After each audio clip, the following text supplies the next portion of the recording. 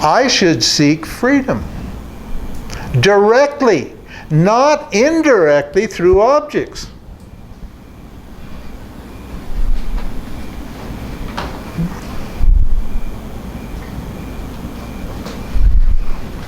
Object happiness will give me, object freedom will give me what? Temporary freedom.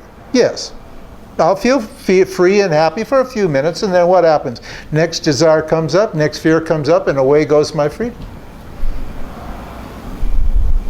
I'm getting that sense of freedom. Why? Because my mind starts to experience myself when the object has been no longer what? Fascinating me. When I'm no longer attracted to the object. Then what? The mind, which is looking for the pleasure, the joy all the time, immediately turns around, goes to the bliss sheath, and it starts to experience the bliss of yourself, the bliss of awareness, naturally, automatically. Therefore, the conclusion, I should seek freedom. I should convert my desire to experience objects into a desire, what? To know who I am.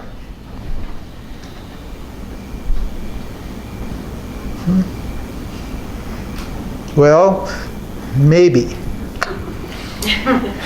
I kind of skipped there. There's one little intermediate step I skipped, and we're going to have to back up. Now, this is teaching number 2 now. You guys are good. You got everybody okay? Everybody on board so far? Good. Okay. Now, when I realize that the world isn't going to do the job for me, that chasing objects is not going to satisfy me and fulfill me and complete me, when I realize that, that's when I become spiritual. Right? Quote unquote. I don't know it's quote unquote at this time. I think it's real. I think this whole spiritual thing is real.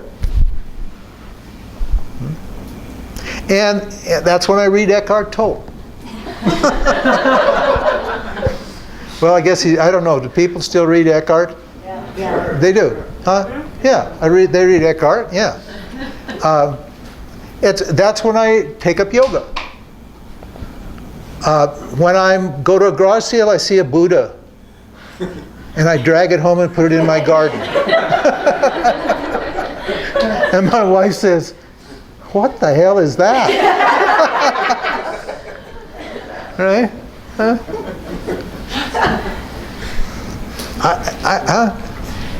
And then that's when I hear the word about enlightenment.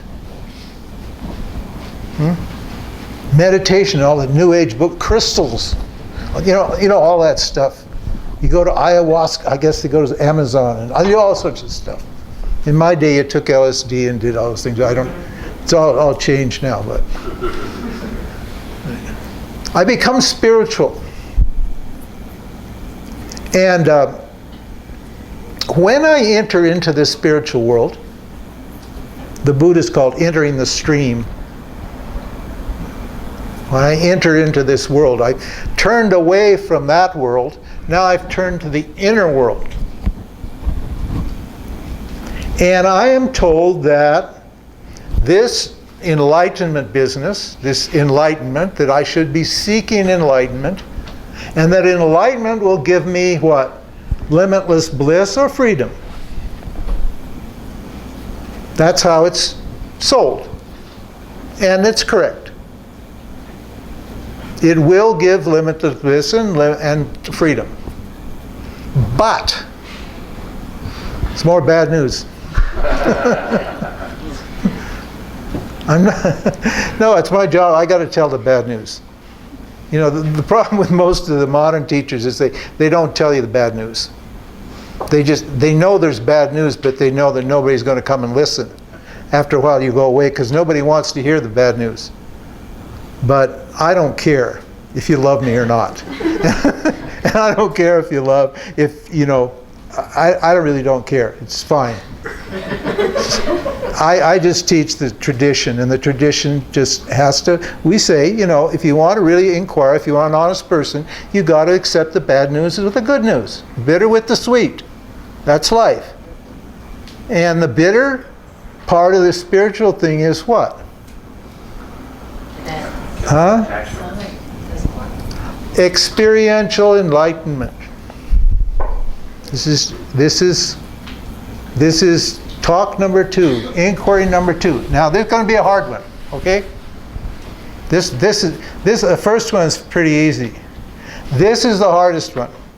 In fact, the reason most of you are sitting here in this room is because of chapter 2 of my book.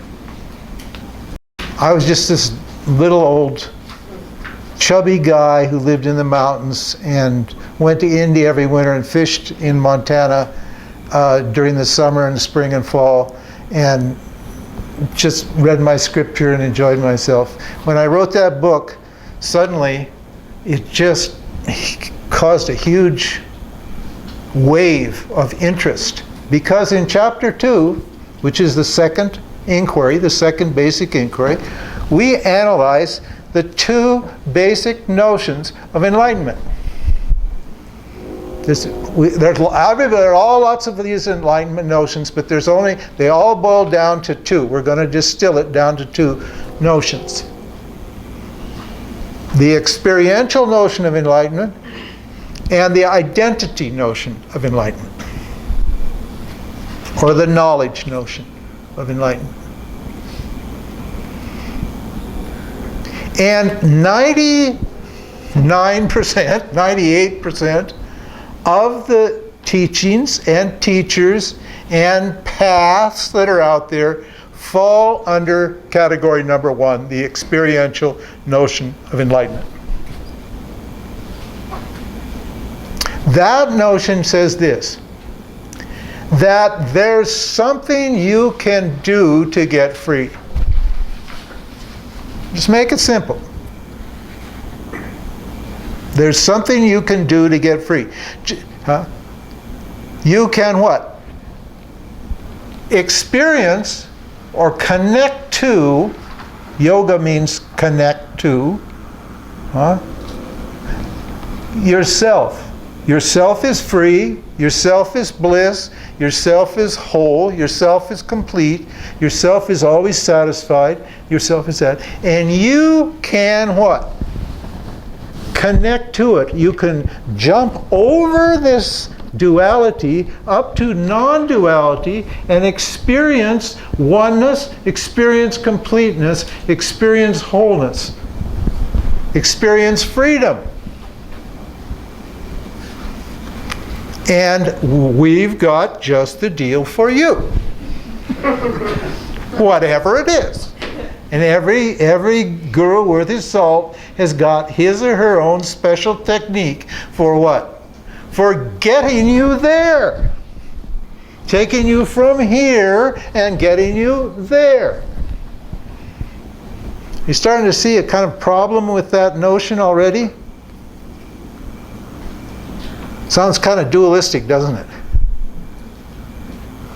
We'll see in a minute. Now, that's why it's called a path. They say, oh, there are many, many paths, and all of them lead to enlightenment, all lead to the truth. So they say. You know something? It's nonsense. There aren't many paths to the truth. There's no path to the truth. You know why? Because there's no separation between the one who's walking and what he or she is seeking. There's no separation between the seeker, the doer, and the sought. That's what non-duality means. If there's a separation between me and myself, then I can I can go over to myself. can I? But if there's no separation between me and myself, what can I do to get there?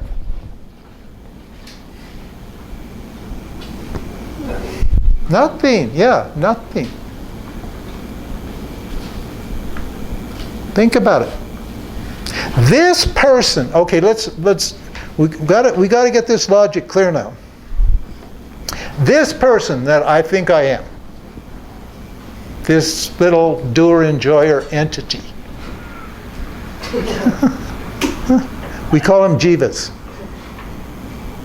You didn't know you're a jiva.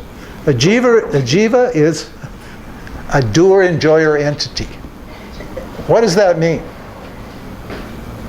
It means I do to what? Get a result, and that result is enjoyment. Nobody does to what? To suffer, do they? No, the jiva, that person you think you are, you only do actions that you think will make you happy, that will make you enjoy. Isn't it? Now, let me ask you this about that person, that doer, that seeker, that wants to get to there, that wants to transcend or connect or whatever it is, whatever language you've been taught. Let me ask you this about that little doer-enjoyer entity. Is that doer-enjoyer entity limited or is it limitless? Limited. Yes, ma'am. It's limited. That person that I think I am is very limited, isn't that right? Can you do an action that has a limitless result? Has anybody here ever done an action that had a result that lasted forever? No. It's not possible. But what result do I want? I want a limitless result, don't I? I want freedom. Freedom means what? No limits. Freedom means free of limitation. There is no the self, you, myself, is free of limitations. This is what I want. So tell me this. How is a limited entity that can only produce limited results going to get a result that's limitless? Yeah, it's not going to work. Don't look so worried.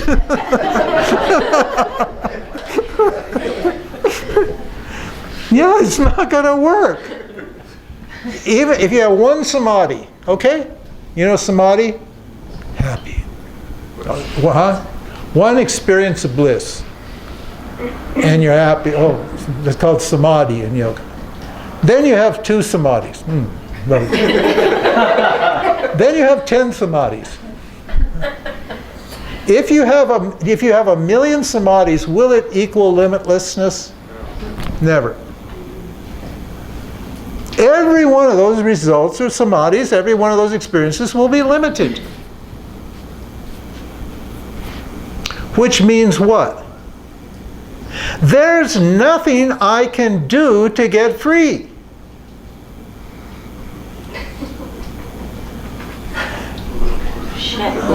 Shit.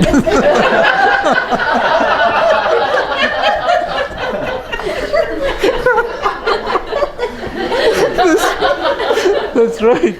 Merde is the French thing. Yeah, shit.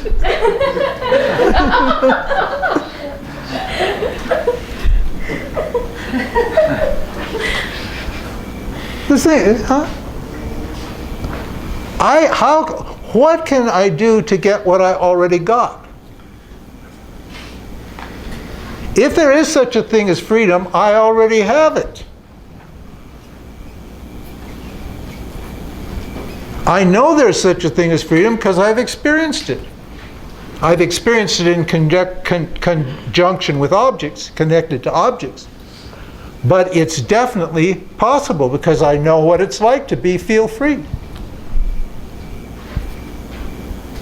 But by action, I cannot gain this freedom. This is really important now, understand. I'm taking a lot of time with this. Because that little doer enjoyer entity inside of you, just like you're going to have to stop chasing what? You're going to have to stop chasing objects in the world. You're going to have to stop chasing enlightenment by doing things for Vedanta to work. Vedanta is not going to work if you're looking for some experience of bliss or experience of samadhi or experience of freedom. It's not going to work. We cannot give you, nobody can give you an experience of freedom. Why? That will last. Why? Because you're already free. That's why.